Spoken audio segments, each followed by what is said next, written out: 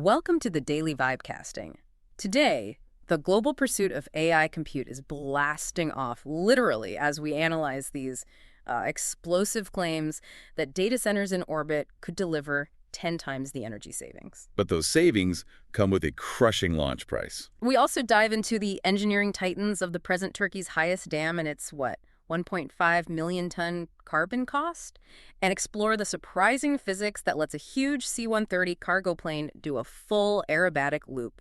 Our mission today, as always, is synthesizing the day's viral newswire from X into, actionable insights for you across markets, innovation, and culture. Right. We're not just here to nod along with the consensus. We're here to question it, to find those second-order effects. Who wins, who pays? Exactly. When infrastructure changes this much, who wins big? Who ends up footing the bill?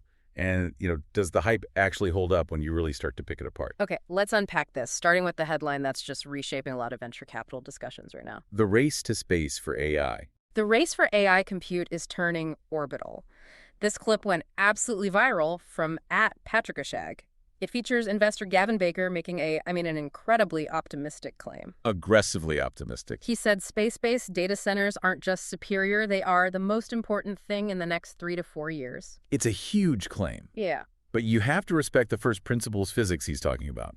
They are genuinely revolutionary ideas. The theoretical advantages are just stunning. You're looking at constant solar exposure 24 hours a day. And it's about 30% more intense than anything we can get on the ground. Then you get free radiative cooling because you're in a vacuum and faster communication. Those vacuum laser links just demolish the latency you get with fiber optics. Right. So when you put all that together, you get these projects like Google's Project Suncatcher and NVIDIA-backed StarCloud, and they're aiming for a 10 times lower energy cost for AI. Which is massive. What's fascinating here is this isn't just theory anymore. It's a direct, capital-intensive solution being proposed for Earth's power shortages, which are, driven almost entirely by training these LLMs. But there's always a but. There's always a but. The engineering friction is where the model gets sticky. You just have to look at the replies to that clip, the people who actually build and launch this stuff, and they all zero in on two huge problems. The cooling mechanism and the cost of failure. The vacuum cooling sounds great, but as you pointed out, without convection. Right. Without convection, you need absolutely enormous radiator arrays to dissipate that heat. There's no air to blow over the chips. Exactly. So every single joule of wasted heat has to be radiated away. That means the surface area of those radiators has to be exponentially larger than anything on the ground. That adds a ton of mass. And the second issue is the economic one. It's always the economic one. The hardware costs just explode. You're launching these incredibly expensive custom radiation-hardened components. If a rack fails up there, what do you do?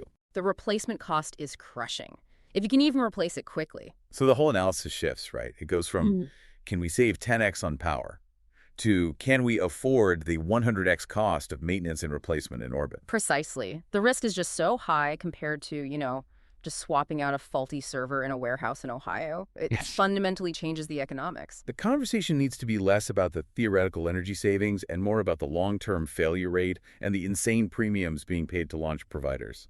That pivot from orbital costs brings us crashing right back down to Earth to massive present-day engineering. There was this powerful video from @RWB American on Turkey's Usufeli Dam. This thing is an absolute marvel of scale. It's 275 meters tall, the highest in Turkey. And the details on the concrete. It's mind-boggling. 6 million cubic meters laid in over 1,900 lifts. And functionally, it's a beast. It delivers nearly 2 billion kilowatt hours of power a year. That's enough for over 750,000 homes. A massive investment in their energy security. That's the engineering triumph.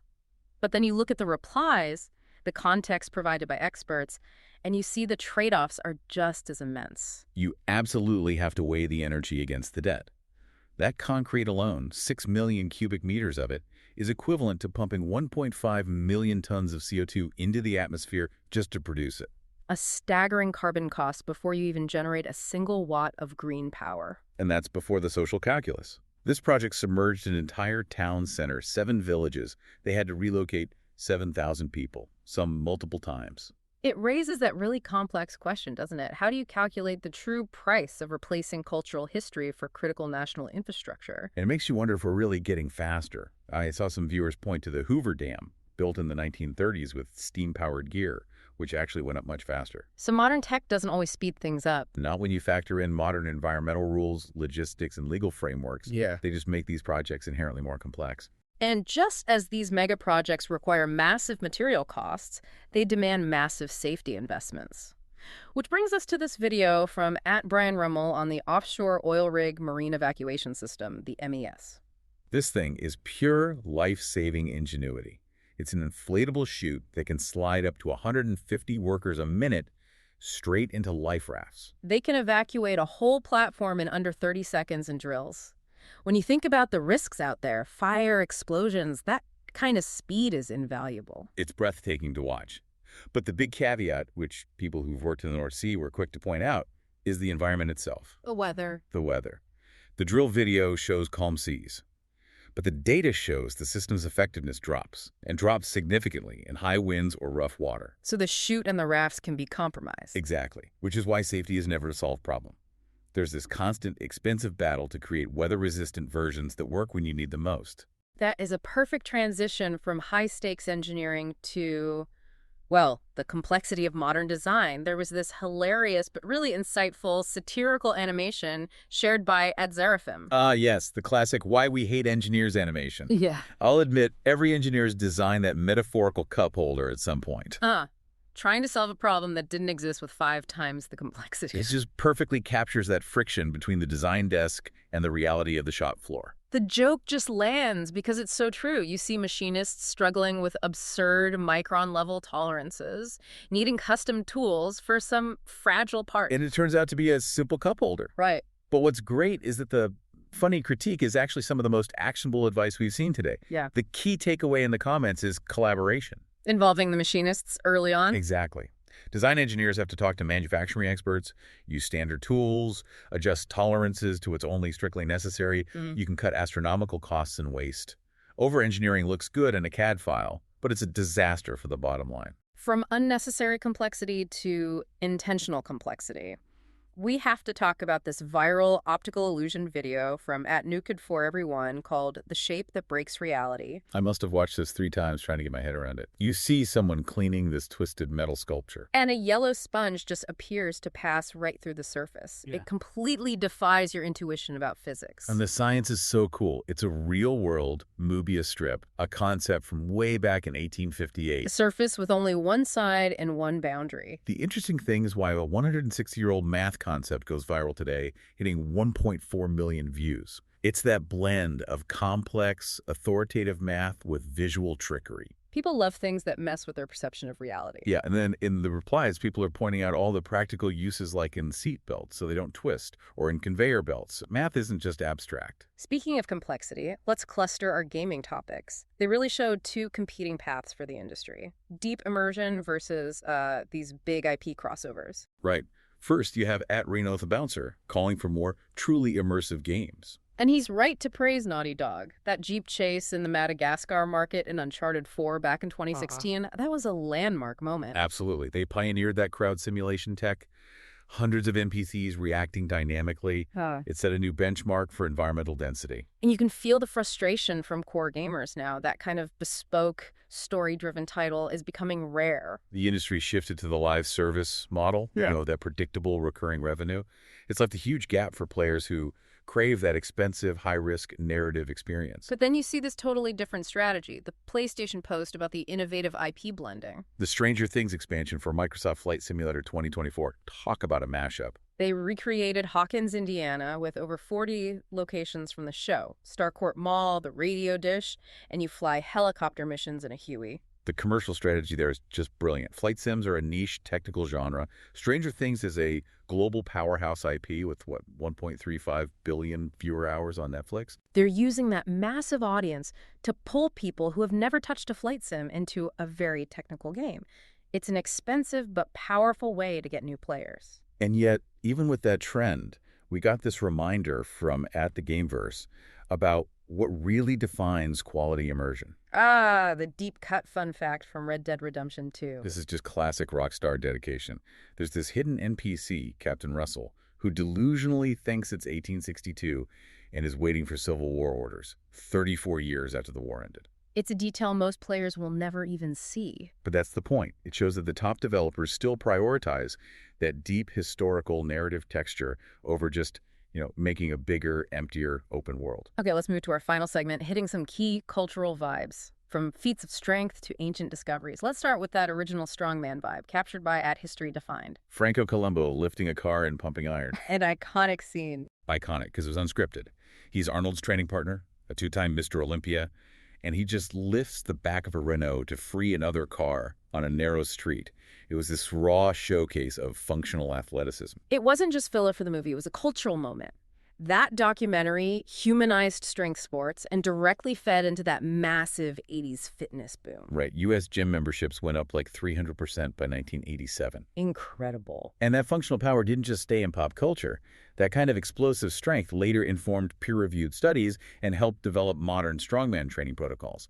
It went from spectacle to science. From human strength to, machine agility. At SG2 Wupperine shared a viral clip that just defies expectation. The C-130 doing a full aerobatic loop. The C-130 is the definition of a brawny cargo plane. It's not supposed to be nimble. And watching the LM-100 the commercial version just execute a perfect loop it's genuinely shocking. And it's authentic. Done by test pilots within the plane's structural limits. Which are plus 3.5 G to minus 1.5 G. That's a huge range for a cargo plane. It means it can handle forces over 3 times its own weight pushing down. Yeah, and you can see why veterans in the comments were skeptical about the airframe stress. It's completely understandable. Because it's way outside what they do in normal operations. But that's the whole point. It's a deliberate showcase of the C-130's surprising versatility and structural integrity, proving that the capability often exceeds the daily requirement. That idea of unexpected capability leads us to the upcycled pop culture art of Dave Pollitt, which was praised by At Prude Americans. Pollitt's work is genius. It's so simple and funny. He finds these inexpensive, kind of kitschy thrift store paintings. The kind of art everyone ignores. Right. And he meticulously paints in pop culture icons. So you get Darth Vader as a bird watcher or the Ghostbusters Ecto-1 parked in a serene country landscape. It's this great intersection of humor, nostalgia, and a bit of sustainability. He's turning aesthetic waste into cultural wealth. Exactly. He's creating a conversation piece where there wasn't one before. Yeah. He's turning the familiar strange and the strange valuable. And finally, let's wrap up our dive with a massive scientific discovery shared by At Breaking 9/11, a story that's 66 million years old. This is the Carreras Pampa site in Bolivia. It's now confirmed as the world's largest dinosaur track site. We're talking over 16,600 individual dinosaur traces from the late Cretaceous. And what's so rare is the detail they captured. They found swim tracks and evidence of mobility right before the asteroid impact. It's this chilling snapshot of life right before extinction. And while the science is focused on that incredible data, the public reaction really shows this massive cultural friction. Right. The comments are this mix of genuine wonder and then just outright skepticism and memes questioning if dinosaurs even existed. Yeah. It shows that even massive authoritative scientific evidence can't escape the noise of modern cultural debate. That brings us to the end of today's deep dive. From the colossal carbon costs of today's mega projects to the crushing launch premiums for the future of compute. The thread connecting all this is the immense energy and cost required to sustain our ambition. So, given the focus on AI energy needs and the insane complexity of engineering, my takeaway is simple. What's the prediction? The smart money is going to stop talking about the theoretical 10x energy benefit of orbital compute. They're going to start talking about the inevitable failure rate and the crushing price tag of maintenance. Optimism is shifting really fast to brutal practicality. So the orbital compute timeline is going to get pushed back. Aggressively. The economic realities are about to hit hard. A vital shift from aspirational hype to hard-nosed logistics. Food for thought as you close out the day. Thank you for diving deep with us. Until next time.